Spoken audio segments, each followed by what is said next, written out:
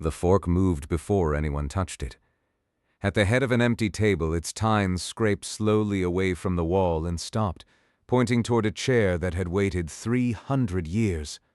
Warning or welcome, I could not tell. We were the Oolun survey team of the pale salvage ship Vesselmist, and we had boarded the human generation ship Stillhouse to strip it for value. The survey logs called it a cold carcass, unclaimed for centuries.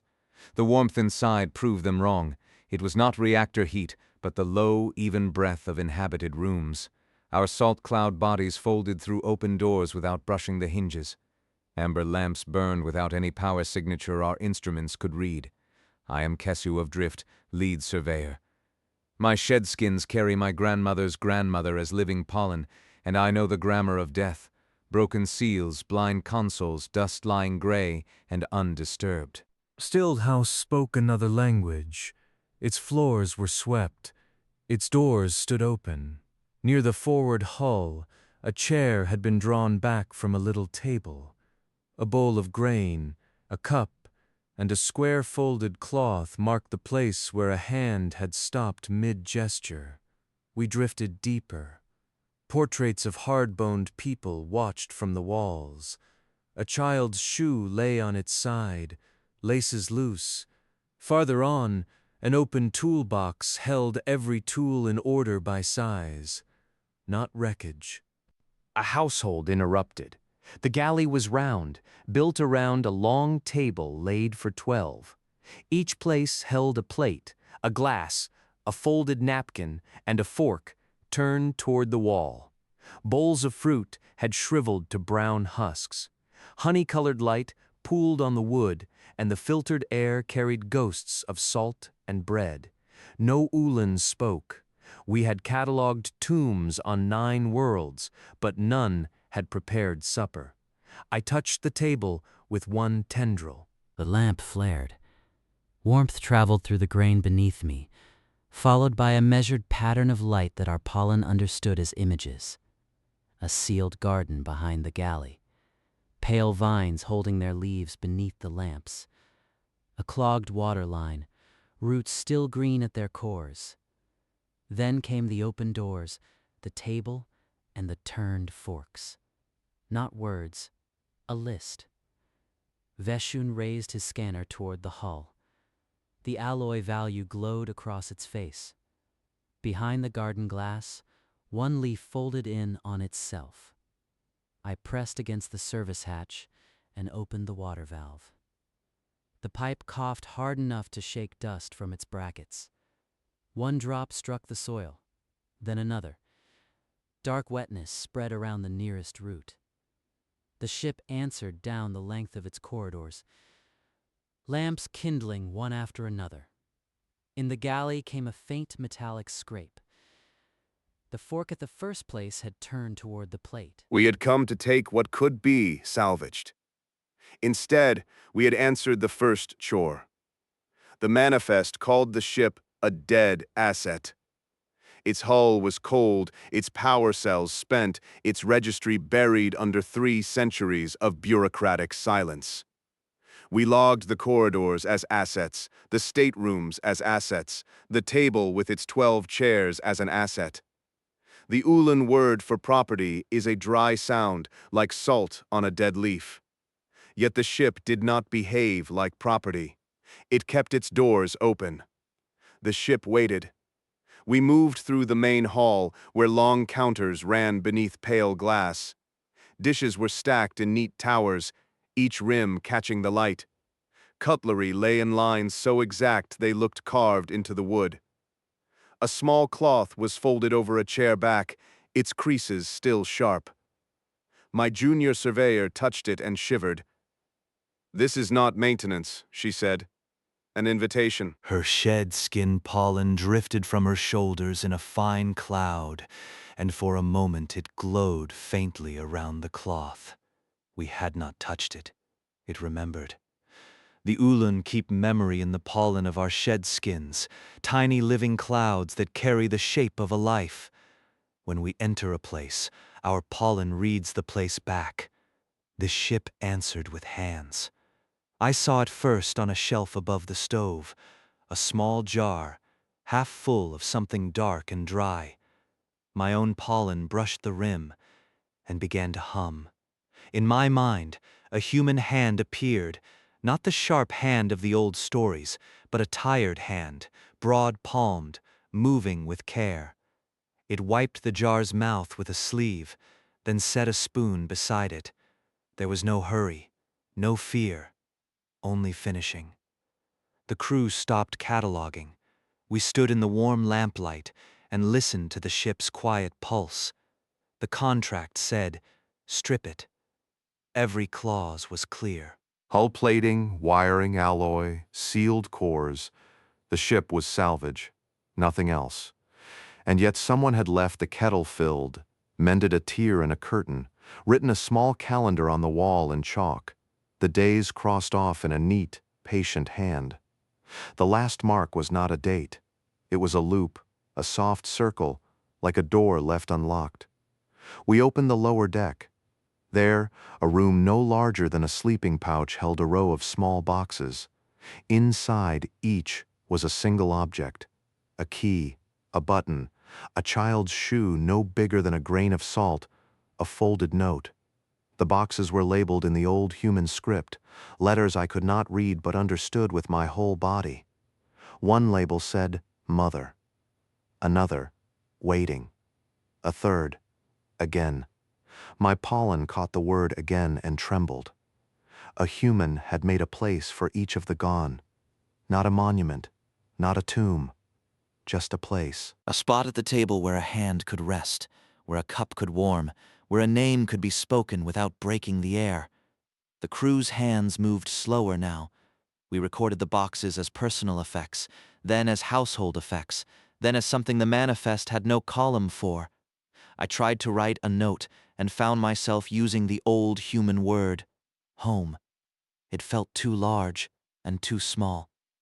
The ship was not merely a vessel, a promise kept after the people were gone. The table was set for those who would never sit. When we reached the aft cabin, the air was thin and still. A single chair faced the glass. Beyond it, stars turned with the slow patience of old ice. On the chair lay a coat, folded neatly, its buttons aligned like small eyes. My pollen touched the cloth and burst into a quiet storm. I saw the final hour, not as battle, not as ruin, but as choice. A human stood before the glass. The cup went on the table. A chair turned toward the center. Another place was set. Then the person walked away, not to save anyone, but to keep the promise. The ship had not kept its lights on by accident. They had been kept because someone had made a small stubborn vow. Death is not final. Chores are not done. The table is still open. It had learned what the dead left undone. The house stayed warm. In our pollen clouds, human hands moved in soft, warm loops. I looked at the ship, still setting places. For the first time I understood what salvage truly meant. Keeping. Keeping. The words settled into the salt of my skin and would not dissolve. Outside the observation blister, the derelict turned slowly in the dark, its old lights still blinking through frost. Our crew had spent 3 centuries worth of silence listening to it, and now their protocols wanted to answer with cutting lasers. Profit was a bright thing, hard-edged as a blade. Surveyor Vessun's membranes shone with the amber of a fresh shed. He had already measured the value of the hull, the engines, the still-warm reactor, and he had folded all of it into a number that made my gills ache. Peel the dead ship open like a fruit no one would eat. He did not say this softly, but the garden was dying. We had found it in the middle of the ship, a long greenhouse of glass and green, where human air had once smelled of rain and cut stems. Now the soil was cracked, the vines pale, the water systems whispering with a thin, broken rhythm. The plants did not die quickly, the way dead things do in our stories. They held their leaves up toward the lamps, asking, The ship's signal changed at the same moment. Now it stuttered. A low knock, a long moan, a single bright note repeating into the void. It was a plea. Someone had set the house to speak when the hands that kept it were gone. We'd argued in the docking bay, our voices folded into pollen clouds that drifted between us.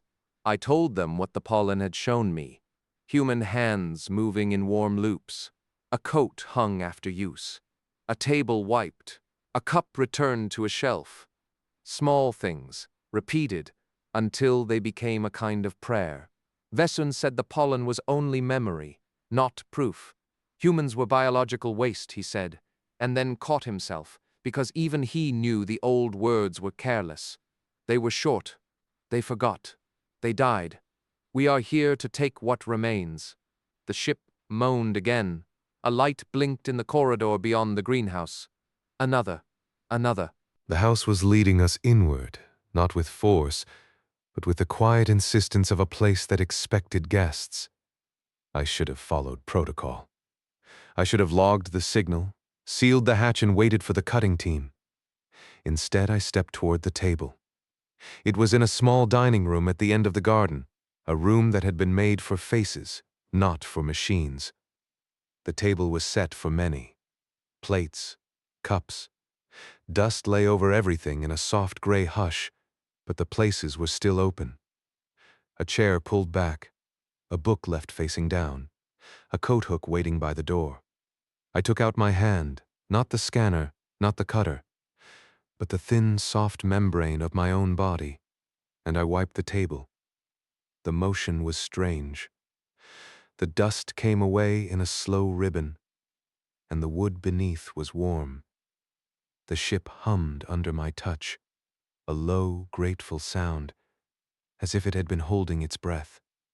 Vesuan watched. "You are contaminating the evidence," he said. "No," I said. "I am finishing the chore." He reached out, not to stop me, but to hang a coat. It was a human coat, folded on a bench, one sleeve longer than the other, the fabric thin and soft as old skin. He hung it on the hook. The hook caught with a small, bright click, and the signal from the ship steadied. A drop of water fell from a cracked pipe and struck the soil with a tiny sound. The plants did not bloom, not yet. They only lifted their leaves a little, as if remembering what rain might be. We had come to cut a dead ship for profit. We had come to prove that what humans left behind was empty. But the table was still open. The coat was still waiting. The chores were still unfinished, and the house had been keeping them warm for 300 years. I looked at my crew, suspended in their clouds, and I saw their memories shifting, shedding, becoming new pollen. In that moment, we were no longer salvage. We were guests. The ship waited for the next small thing. We waited too. The next small thing was a cup. It stood on the mess table, still damp, as if the hand that washed it had simply paused before drying it. A tea stain darkened the saucer, and the ship's lamps softened to the amber of late afternoon. For a moment, the room felt inhabited by patience. Then the pollen archive woke. The door stayed shut. No voice came. Pollen rose. The shed skins we carried in our cloud chests released their fine gold dust, and the ship gathered it like a hand gathering snow. Our memories lifted from our backs, bright and brief, and settled into the human artifacts around us. A spoon remembered a soup. One boot remembered a floor. In a cabinet, a child's glove remembered a winter that was not ours. The ship wove our memory into theirs, and their last hour turned in the air. We saw the mess table being set. Plates, cups, a small cloth creased once at each corner. A light appeared that was not light, but work left half done. The seam in the wall stood open.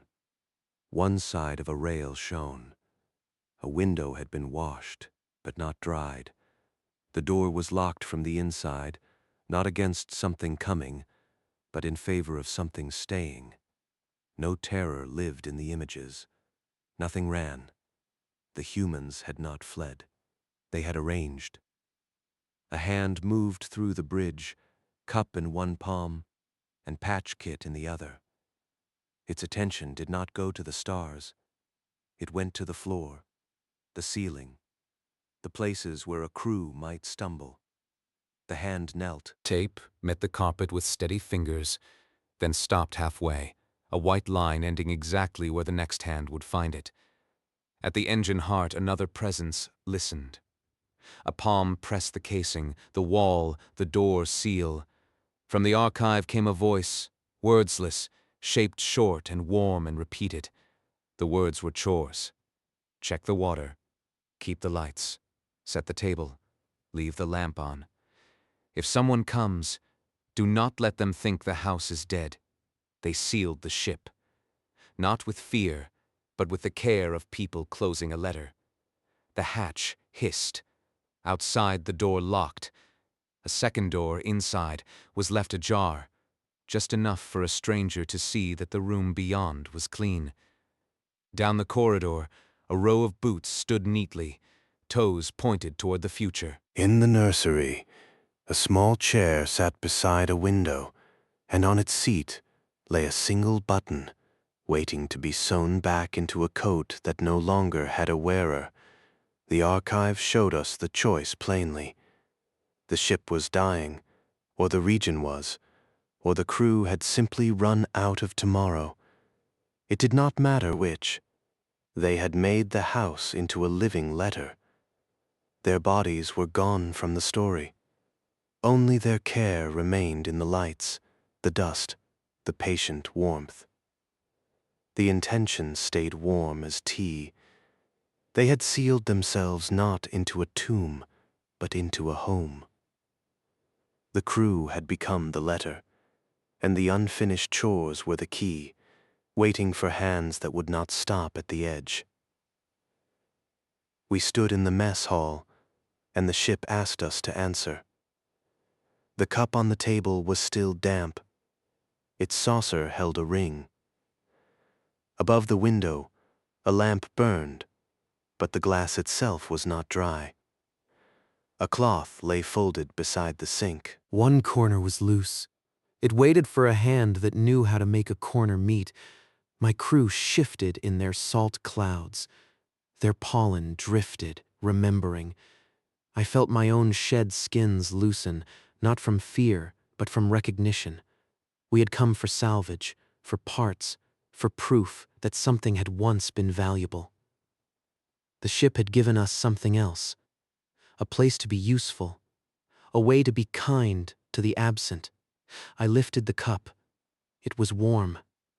I dried it with the cloth, folded it once at each corner, and set it on the saucer. The ring of tea faded.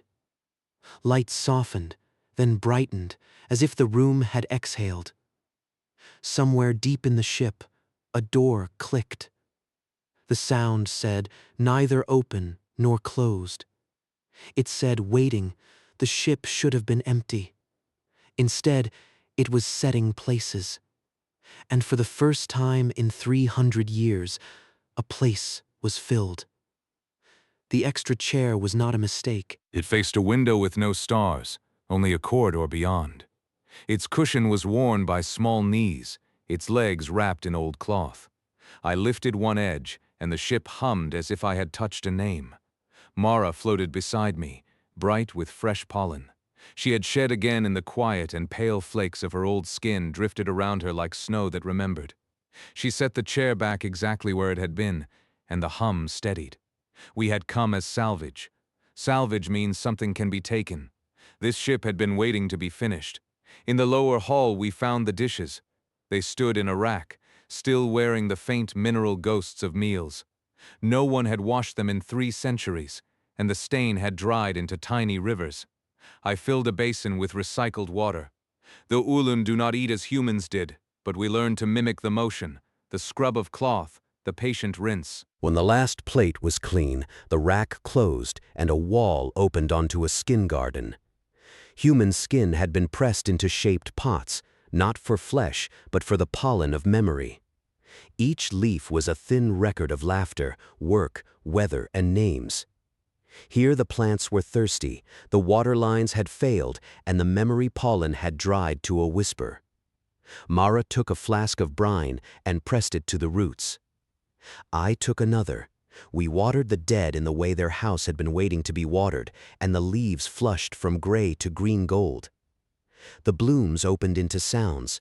A child asking for more, a woman saying later, a man saying not yet, and the steady tick of a housekeeping timer. The child's sail was in the room beyond the garden. It had been cut from a sheet, stiff with age, its mast a pencil held by a ribbon. It was a small boat meant to cross a tub of water, and it had broken when the ship's gravity swung wrong. I had almost called it debris. I was glad I had not. Mara and I sat on the floor, our soft bodies folding into human stillness.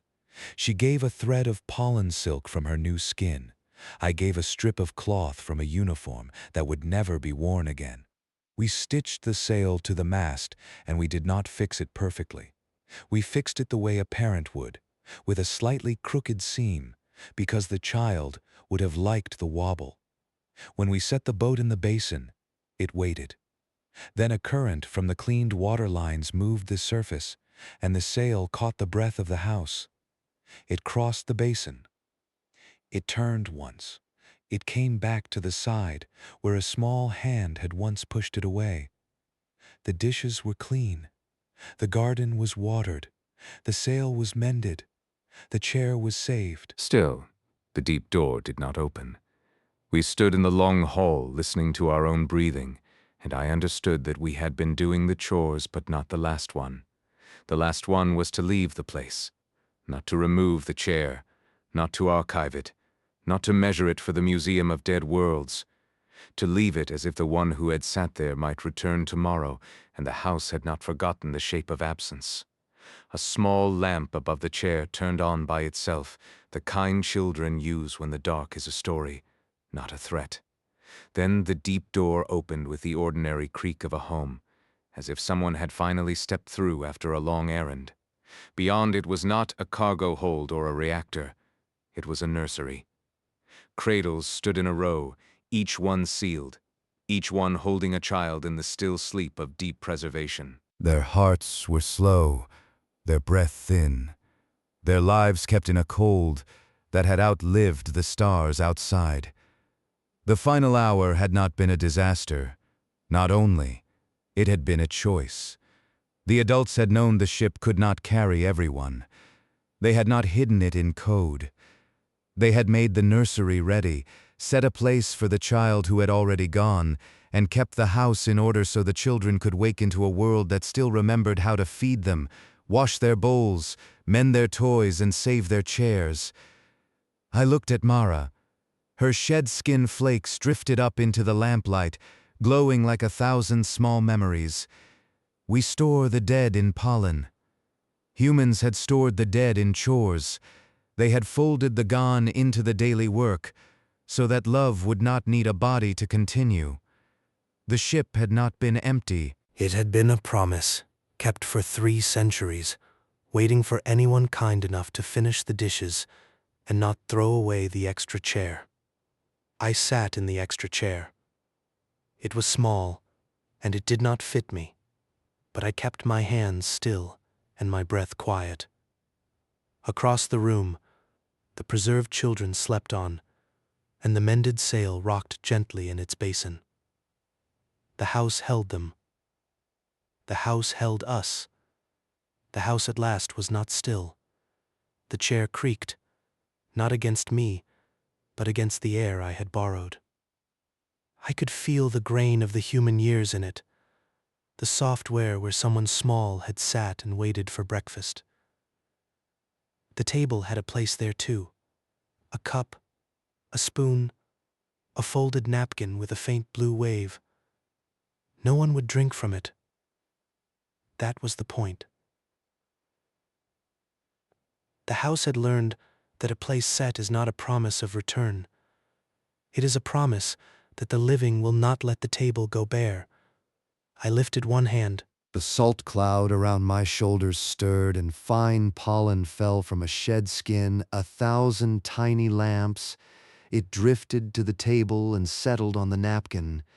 Then it began to bloom. Not light alone. Memory. The pollen did not carry words the way our kind kept them. It carried weather, texture, and the small heat of a body in a room. I tasted rain on a window I had never seen. I felt a child's fingers learning the curve of a spoon. I heard a song half forgotten, pitched low so it would not wake the sleeping. The preserved children stirred, not waking, only turning in their long sleep as if a hand had smoothed their blankets. The mended sail lifted and caught a wind from a sky no one in our crew had breathed. The archive opened like a kitchen at dawn. It was not a vault, it was a house. Room after room of chores. A coat hung by the door, buttoned once. A broom leaned against a wall, bristles swept straight. A repair log sat beside a child's drawing of the ship, its hull a smiling crescent. In every corner, the dead had left the work not finished but handed on. A stitch here, a name there, a place set for the next pair of hands. I understood then what we had broken into. We had not come to strip a dead ship of its metal. We had come to inherit a table. The other Oolun drifted in, soft and blinking, and touched something small. One folded a napkin. One polished a cup until it mirrored the dark. One placed a second spoon beside the first, then a third, then more, until the table was a constellation of places. Each touch bloomed. The pollen rose in slow spirals, carrying the memory of hands that had not seen our soft, salt-bright bodies. They had been quick, afraid, stubborn. They had mended the sail because the children liked to see it move. They had kept the lights on because dark made the house feel smaller. They had set the extra chair because, in the last hour, they had decided that absence was not final. I wept salt. My grief mixed with theirs in the air, and the house drank it in. The walls did not judge. The floors held. The little blue wave on the napkin shimmered, then faded into a calm I could not name. We stayed. That was the chore. We stayed and finished what could still be finished. We swept the dust from the sleeping room. We filled the empty jars with pollen light so the hallways would not be bare. We opened the archive not as data, but as a hearth. We let the ship remember itself through our living skins. It asked only that we keep the house in order, not leave the table bare, and carry the dead's small kindness forward. Outside, the stars turned their slow, indifferent wheel. Inside, the lights stayed on, not because the quiet house was haunted, not because the old ship was broken, because someone long ago made a decision so ordinary and so fierce that 3 centuries could not erase it. An open house is not merely where you sleep. A house is where you promise, however briefly, that no one will be forgotten. When we left, we did not leave it empty. We set the table again. We placed a cup, a spoon, and a napkin, folded into a small blue wave. We left the lamp burning low, the children sleeping, the sail rocking like a slow green heartbeat. The ship waited for no one and everyone. It waited for the next soft shadow, the next stranger who would sit in the extra chair and understand that the empty is only a place waiting to be honored. The ship that should be empty was still setting places.